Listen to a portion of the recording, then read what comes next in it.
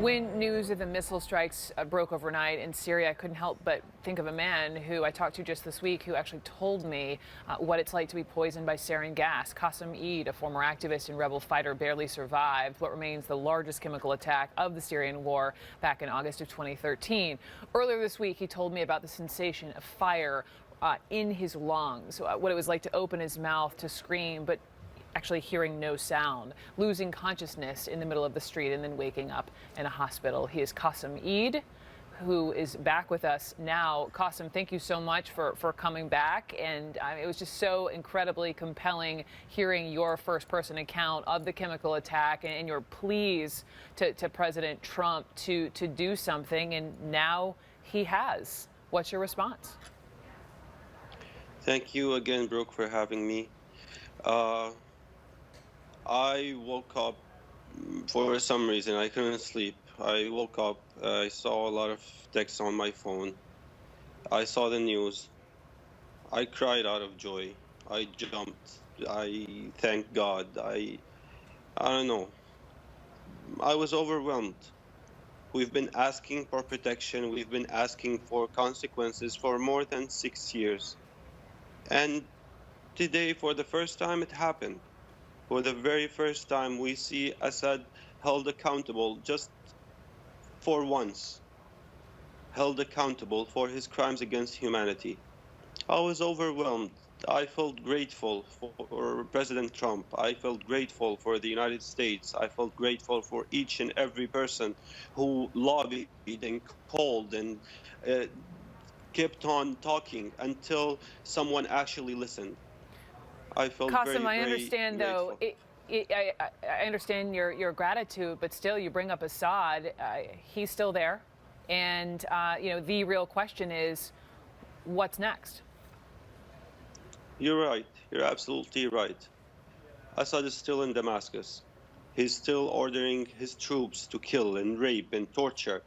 He killed 500,000 people. He displaced 12 million people. He tortured thousands and thousands of people like we saw in the Caesar report. He raped thousands and thousands of women. He helped creating ISIS with his atrocities.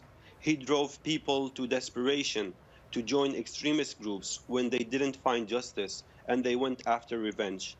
He displaced millions of people. He made Ilan al-Kurdi, if everyone remember that little boy who drowned at the sea, he made him drown. He made him run for his life, just like he made millions of Syrians leave their houses. We ask for safe zones in Syria. I was talking with my friends inside of Syria. Everybody kept telling me, please, if you're going to talk again, please, for the love of God, tell them we need safe zones. Tell them to stop Assad's airplanes from keep bombing us.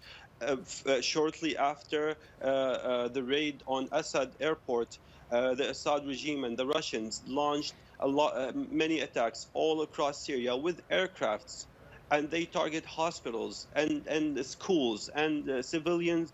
No, and that's a huge piece. Let me just jump in. That's a huge piece of, I know the U.S. military is investigating whether or not Russia is complicit on this and whether or not they potentially dropped a bomb on one of these hospitals to cover up that initial chemical attack. But there are people in America, and I hear you supportive of President Trump, and so many people are, Democrats and Republicans, but there are also people over here in America who are saying, all right, so clearly President Trump is motivated by just, as we all have compassion for these just horrible images of these babies who were killed, but at the same time, this is a man who doesn't want Syrians to come into this country with this refugee ban. I want to just play some sound. Hillary Clinton weighed in. We cannot, in one breath, speak of protecting Syrian babies and in the next close America's doors to them. Quickly, Qasim, how do you see that? With all due respect, I didn't see each and every person who was demonstrating after the travel ban. I didn't see you 3 days ago when people were gassed to death, when civilians were gassed to death. I didn't see you in 2013 when 1,400 people were gassed to death. I didn't see you raising your voice against President Obama's inaction in Syria that let us refugees, that made us refugees get kicked out of Syria. If you really care about refugees, if you really care about helping us, please help us stay in our country. We don't want to come to the United States. We want to stay in our country. We want to stay in our country. With all due respect, this is hypocrisy. If you really care, help us stay in our country. We don't want to become refugees. We want to stay in our country. Help us establish safe zones. Help us stay safe in our country. And if you just give me a few seconds just to tell President Trump once again, please, sir, what you did was amazing. What you did was a powerful message of hope for a lot of people inside and outside of Syria. Please don't stop on this. Please help Syrians stay in their country. Please establish safe zones. Please take out Assad air forces so they won't be able to commit more atrocities using traditional weapons. 500,000 people were killed with traditional weapons, just so people can know what we have suffered in the past 6 years. Qasim Eid, thank you again. I appreciate it. We'll be in touch, and we'll be right back.